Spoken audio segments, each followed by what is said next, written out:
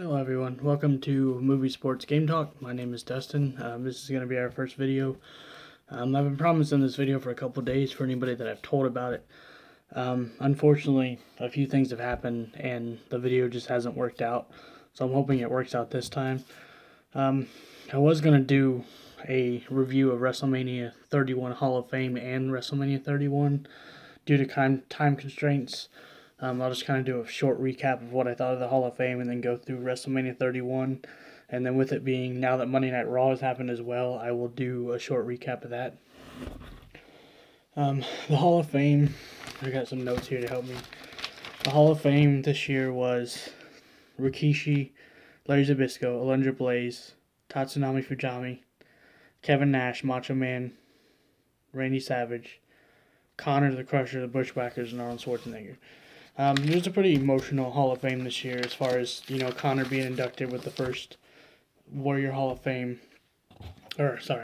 Warrior Reward happening.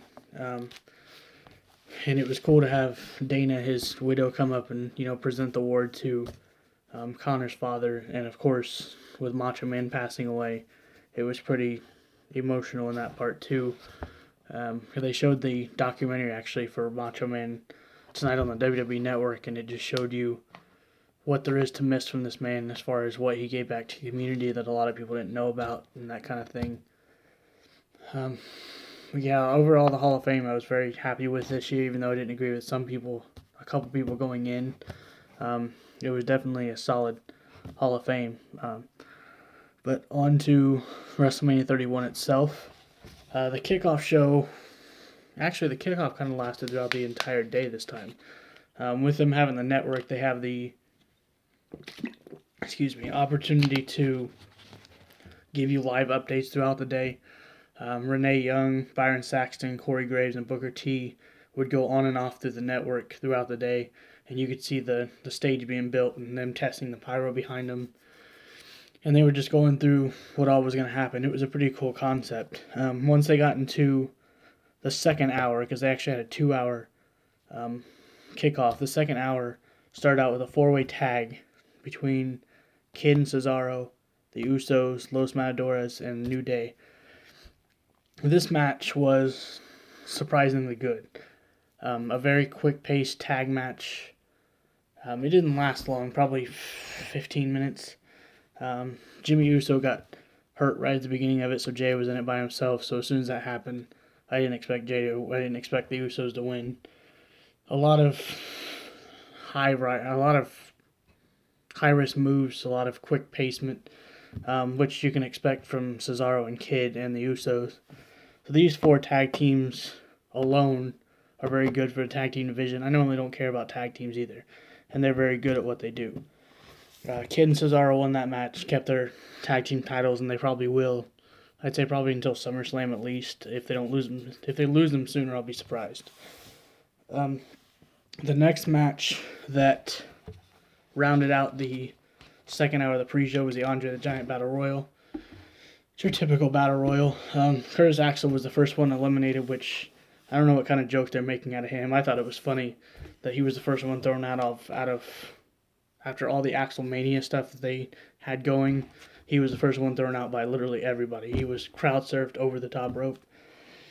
It came down to The Miz and Sandow and Big Show, and this started the feud between The Miz and Sandow. Sandow threw out The Miz, and then Big Show threw out Sandow. I don't like calling him Mizdow because that's not who he is anymore, even though he does still come out with Miz's music.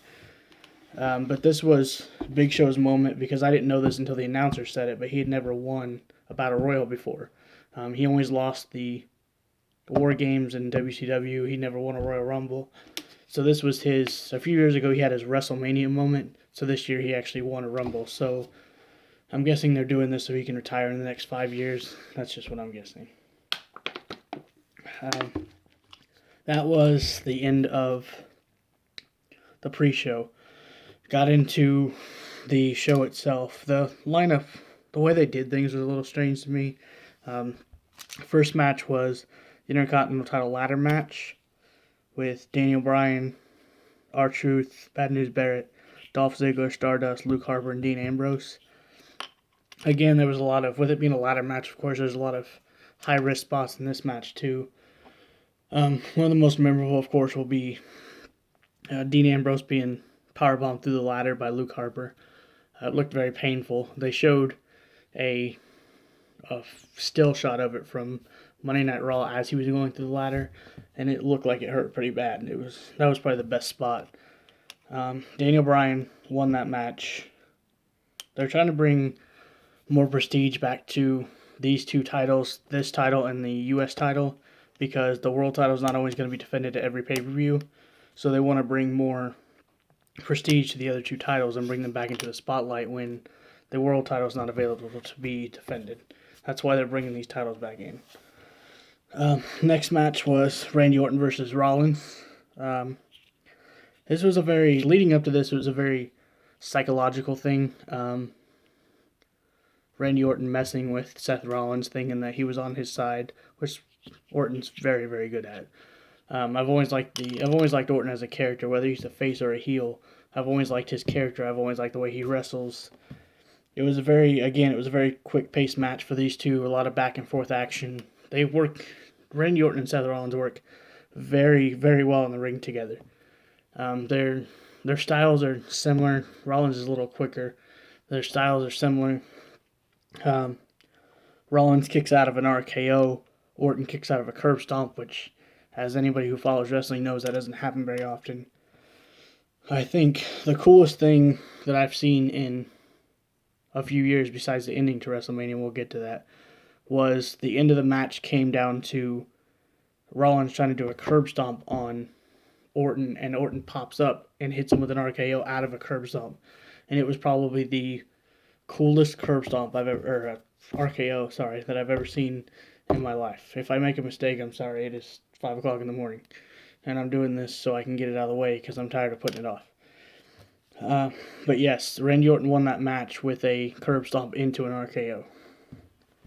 The next match, and this is what I was talking about with it being a little bit of a weird lineup. The next match was Triple H versus Sting, which I thought they would have like right before or right after Bray Wyatt and The Undertaker. But anyway, this match, the entrances were cool. Sting's entrance was a little odd. It was almost like a Oriental or Japanese drum style beat that he came out to, and then Triple H came out to a Terminator style entrance, which I'm sure you can find on YouTube, and if somebody needs to, I can link it in the description if I can find it.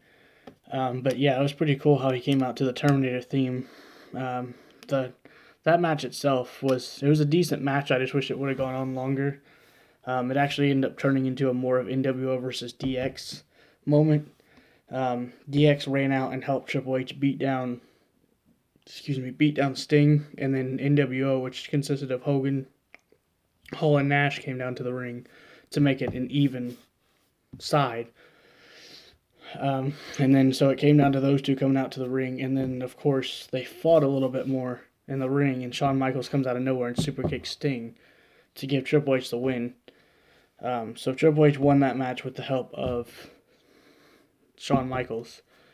But the Sting did say in an interview after Raw tonight that he was open to more matches. So even though he seemed to have gotten buried as a WCW guy, they did shake hands at the end of the match. So I think it was more of an ending to the Monday Night Wars is almost what that seemed like.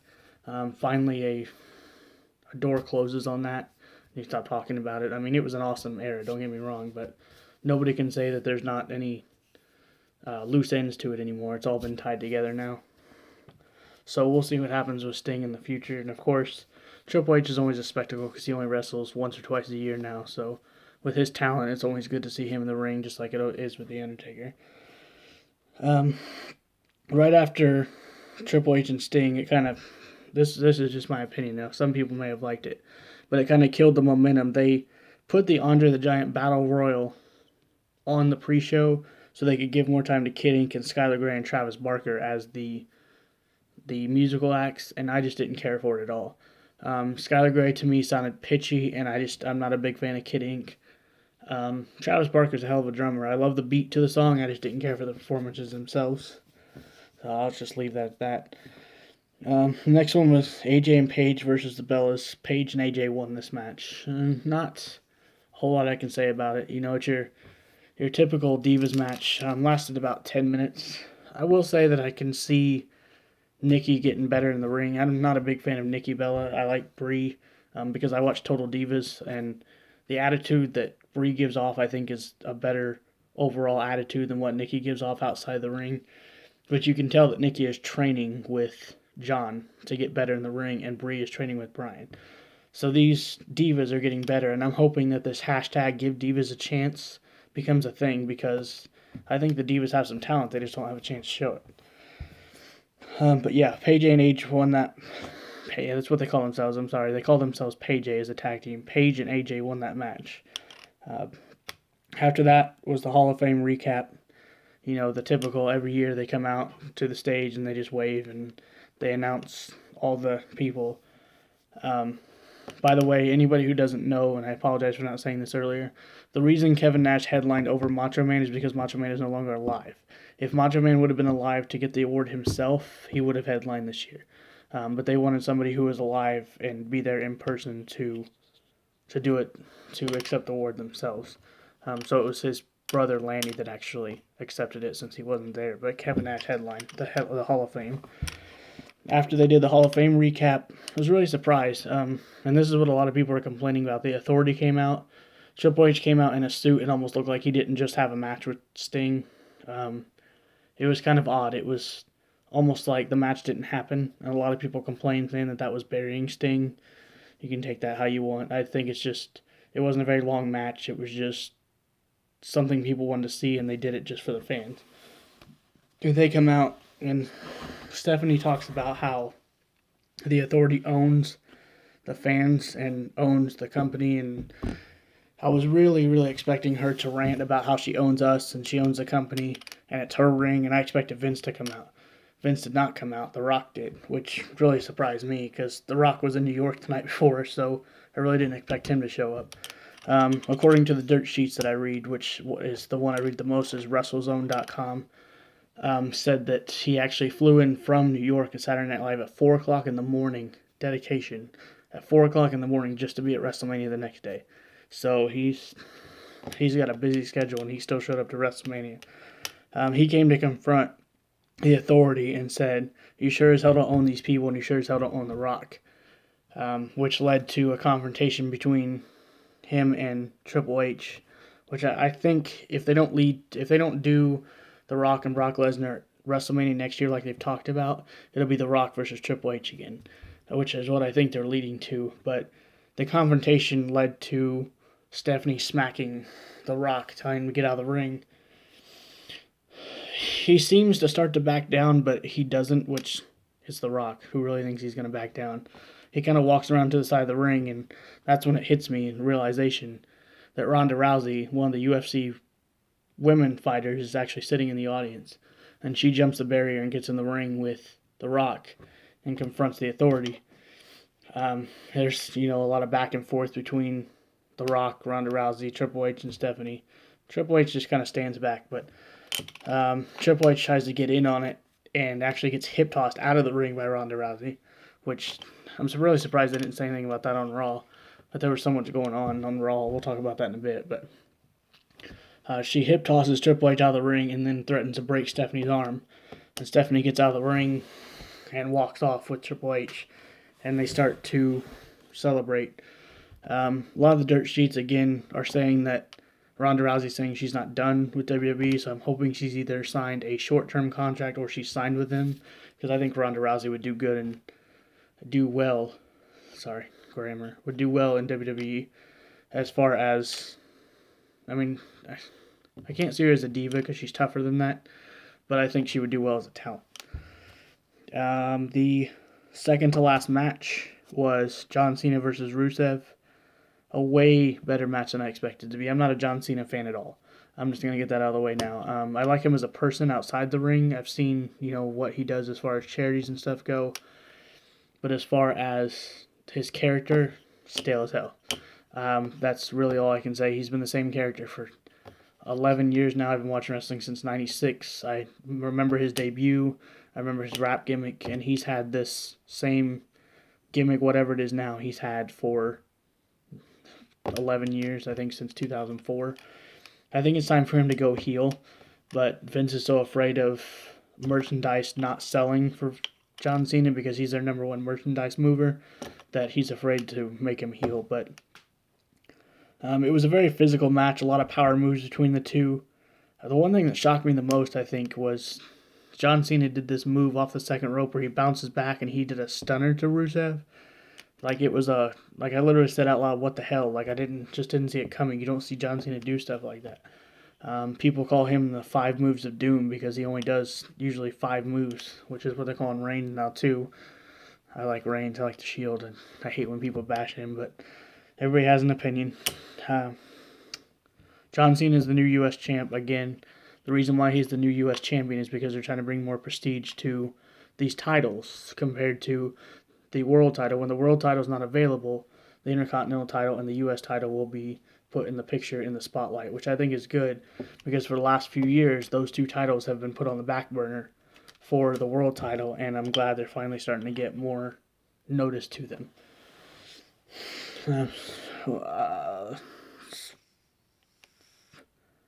Bray Wyatt versus Undertaker was the match before the main event. Bray Wyatt's entrance was cool. He had these people dressed up as scarecrows, and he would touch one and it would come to life. I believe he tapped one on the forehead and it came to life and started following him. There's about 5 or 6 of them. The daylight for Levi Stadium in California, since they were 3 hours behind, kind of ruined it because it stayed daylight longer than it does here. I'm in Indiana. So I think the scarecrow gimmick for Bray Wyatt would have been cooler had he had more darkness, not as much daylight. The Undertaker's entrance was kind of ruined because of that too. It kind of ruined the aura of the mystique of the Undertaker's entrance. It always needs to be dark when the Undertaker comes out, and the daylight just kind of took away from that. It was a solid match though. When the Undertaker took off his coat, I was really surprised. He looked like he did when he wrestled the face. In the face, he looked older, but as far as physique goes, he looked like he did when he wrestled Shawn Michaels back at WrestleMania 25 and 26. He looked great. You could tell he'd been working out. You could tell he wants to do this. I don't know if he's preparing for Sting at WrestleMania 32. I don't know if he's just trying to have more matches. I don't know, but he looked great. And he went too. I mean, it wasn't like he was gassed after a couple minutes like he was with Lesnar. With Wyatt, he kept up with Wyatt the whole match. Wyatt gave him that solid shoulder block that looks like it could knock anybody down, and he got back up from it. The best part was, I think, and somebody made actually a gif of it online, and Bray Wyatt did his stance, his little demonic hand stance, I guess is what you want to call it. And Undertaker sat up as he was doing it, and it was almost like he melted into the mat, and that shocked look on his face, like he'd never seen anybody do that before. It was just great. Undertaker redeems himself. He actually won this year, because everybody knows he lost his streak last year. So he did get redeemed this year and won against Wyatt with a tombstone. I was really hoping he'd do the last ride, but he did choke slam in a tombstone. Bray Wyatt did get the Sister Abigail off it, I believe, once. The second time, he went to do the kiss of death on the forehead, and that was when Undertaker reversed it and pinned him. It was a solid match, so it was better than I expected. I'm a big fan of Wyatt, too. I like what everybody, if you're a wrestling fan, you know him as Husky Harris. I like what he's turned Bray Wyatt into, especially with him being related to IRS and him being related to Bo Dallas. Both those characters are really cheesy characters, and Bray Wyatt just works somehow. So I'm glad that there's at least one character in that family that's not ridiculously cheesy. Of course, the main event was Lesnar versus Reigns. It's a fucking beatdown match, man. This match. Before I get into that, I'll say this. Reigns coming through the crowd did not sit well with me because 72,000 people, 76,000 people, And they had him walk through the crowd instead of just coming out from the entranceway, and it took forever for him to get to the ring because fans would not get the hell out of the way. If you go back and watch him walk out from the entranceway that he comes up from as he's walking down, he actually has to shove a fan out of the way because they won't move. But this match was a very physical match. A lot of suplexes, of course, from Lesnar. That's what he's known from. As Lesnar put it, Suplex City Bitch, which a lot of people are probably going to make shirts of that now. Somebody actually already made a remix of it online of like 7 seconds of him saying that with a beat behind it. It's pretty funny. But Reigns earned my respect even more than he already had, because this whole time that he was getting beat down like he was laughing and trying to get back up. And it just showed how... I'm trying to think of what the word is. How much perseverance he has as far as wanting to be the world champion. It was just great to see him try to get back up. He didn't really get any physical interaction into Brock Lesnar until towards the end of the match. And the great part was that you didn't see it coming, because in the middle of the match, Seth Rollins' music hits and he cashes in his Money in the Bank in the middle of this match, making it a triple threat match. And he curb stomps Reigns, kicks him out of the ring. He tries to curb stomp Lesnar. Lesnar catches him, tries to do an F5, and gets speared by Reigns. So when Reigns spears Lesnar, that drops Rollins, of course. Rollins curb stomps Reigns and cashes in the Money in the Bank for the world title. I think it's awesome. It was something nobody expected. The crowd was behind it, because reading the dirt sheets again, apparently the people that were there said that Reigns was getting booed so loud it was deafening. So to have Rollins cash in to be the world champion, I think was the smartest move. I really do. Now, I didn't give each match a rating, because each match had its moments, and it's had its problems. So I don't like rating each match separately. I like doing the pay-per-view overall. And I'd honestly say this pay-per-view overall, I'd give it an 8 out of 10. It wasn't the best WrestleMania I've ever seen, but it was definitely up there as one of the best. It did have a few issues as far as what I thought about the Sting match, and I think the Undertaker match could have went longer. And it being outside, there's a few things that ruined it with the daylight, but it was definitely a solid pay-per-view. I mean, it actually felt like WrestleMania. 29 and 30 didn't feel like WrestleMania. It felt like a mediocre pay-per-view like Extreme Rules or Battleground. It did not feel like WrestleMania the last couple of years. Probably the best pay-per-view, probably the best WrestleMania I've seen since 25, 26. So it's been a few years, and I was at 28, and even I think 28 wasn't that great. But when you're spending $500 for 2 floor seats, you can't complain. But yes, overall I give it an 8 out of 10. Definitely looking forward to see what the next year brings. I will, at some point, I will keep making videos each month of the pay-per-view reviews, and at some point, whether it be 3 months or every 6 months, I'll do what I call the State of the WWE video, and I'll talk about the product from now until then, like what storylines are going on, what I think of them, and hopefully you guys will enjoy that and I can keep doing it. And I will have movie reviews up as well. My first movie review will be next, either Saturday night or Sunday. I'll have it up. It'll be for Furious 7, because I do want to see that. I'm going to go see it next weekend, or I guess this weekend. And I'll have a review up for it. So there's that few things coming up. Now, as far as Monday Night Raw goes, this was a very good Raw for the Manias after, Monday Night Raw after Mania always is, though. There's always a big spectacle as far as Monday Night Raw goes after WrestleMania, because the crowd is always awesome. The place they have it is always awesome.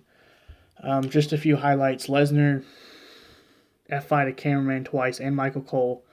And he got suspended indefinitely because he beat up Michael Cole and the cameraman. There's a good chance that Seth Rollins and Lesnar will have their rematch at Extreme Rules. If not, they may wait until SummerSlam, but I'm hoping they don't wait that long. Adrian Neville made his debut on Raw against Curtis Axel. I love Adrian Neville. They're just calling him Neville now. But he did a hell of a job on his debut. He wrestled just like he did in NXT. I'm looking forward to that, and I'm looking forward to the Lucha Dragons, who also made their debut on Raw. So the NXT roster is coming up. Either Sami Zayn or Finn Balor should be the next one. Finn Balor agreed to sign with WWE, but only if he was only in NXT for like a year, I think. So he'll probably be called up after SummerSlam. But yes, this Monday Night Raw was overall a good Monday Night Raw. We'll see how next week goes, because it could have just been the hype from WrestleMania being so good that made this Raw good. So we'll give it a couple weeks before we see if the product's getting better or not, because the product's been mediocre for the last couple of years. I still watch because I've been watching for 19 years. So there's no reason to give up now. I've been watching over half my life. So there's no reason to give up now, because there are moments that I enjoy that I don't want to miss as a fan.